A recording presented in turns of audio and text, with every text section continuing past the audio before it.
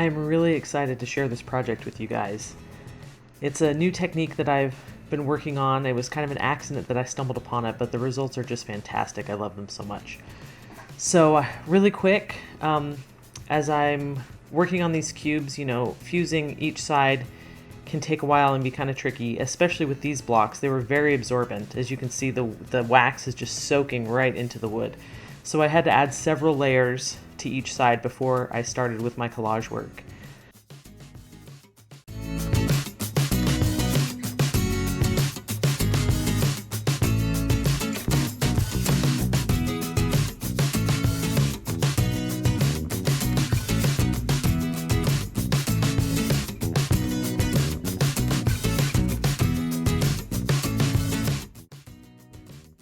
And then this is Tim Holtz washi tape that I'm adding. And I've tried to keep these really simple, so I just add the tape to each side, just wrap it around each of the cubes, and that is kind of the base before I begin stamping.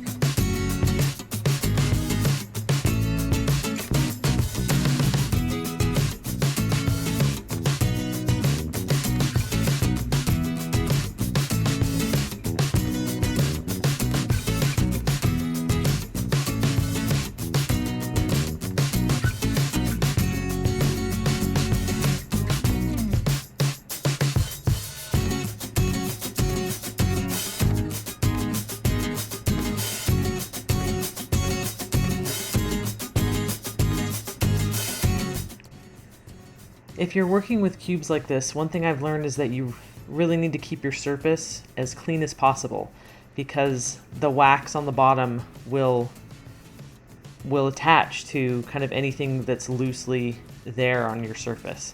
So I go through and I actually scrape it quite often to get rid of excess wax that's kind of dripped onto it, or any dirt or anything that might be left over. I've cleaned it thoroughly before I started this, and then I go through and I scrape it kind of in between.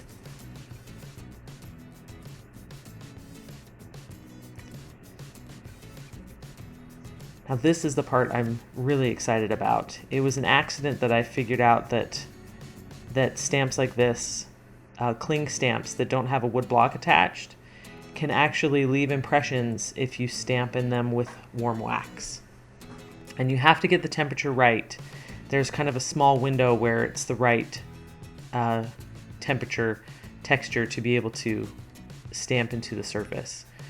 So you don't want it too hot. You have to let it cool a little bit, but if you let it cool too much, it won't leave impressions like this. So it takes a little bit of practice. I'd actually tried this before and the wax wasn't warm enough, and so I didn't really think that it was possible to do it with stamps like this, but it is, and the results are just fantastic. There are times I stamp with no ink on the stamp, and then there are times where I brush some ink on it before I stamp the surface. So some of the impressions that I have made have ink in them and some of them don't.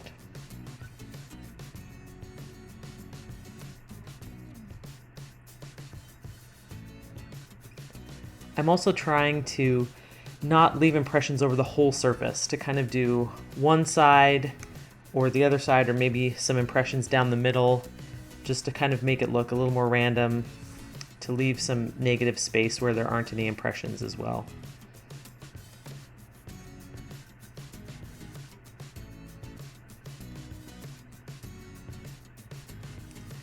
I was a little worried about about the sides, working with the cubes, of where I already have impressions, and then stamping on the opposite side, because the pressure, I was afraid it would kind of ruin the impressions that I had, with the pressure kind of pushing it into the table. But it didn't ruin things at all.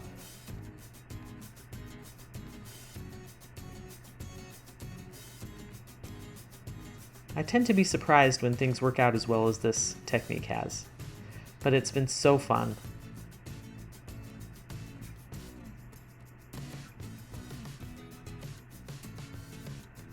There are times where if you use I'm using a text stamp here, so you know, you get loops like in A's or B's or things like that, and those I've found tend to be the parts where the wax will get embedded into the stamp a little bit.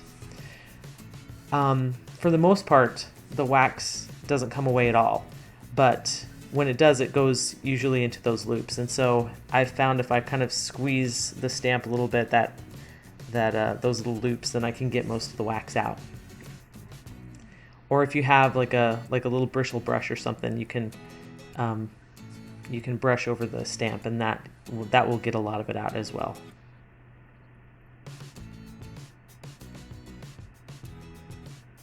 I wanted to add some larger focal points to these cubes, so I don't have a larger set of stamps for this particular font, and I wanted the font to match the stamp that I used.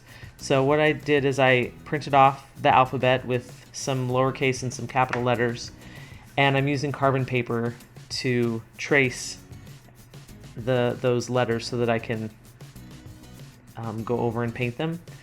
I'm using ink, Indie ink, to fill in the carbon paper impressions on the surface, and Indie ink beads up on the surface of wax, and so it takes a long time for me to get the Indie ink to stay and to fill in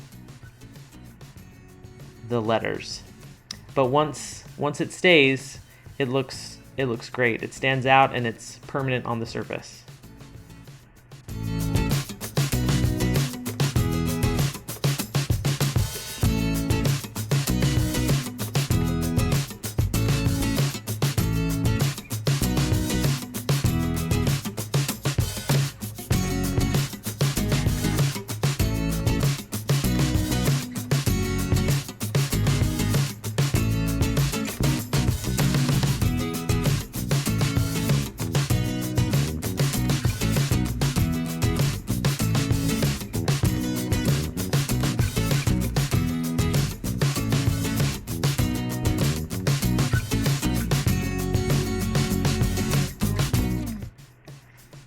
I added a few more letters on some of the sides that I didn't show here, just because it's more of the same. I'm doing exactly what I'm doing earlier on those letters, so I didn't want you to have to watch the same thing over and over again. But I hope you enjoyed this piece. I hope it inspires you. I'm really happy with this kind of accidental discovery that I've made, and I hope you guys have fantastic results trying it too. And if you have any questions, leave them in the comments. Don't forget to subscribe, and I'll see you in the next video. Thanks.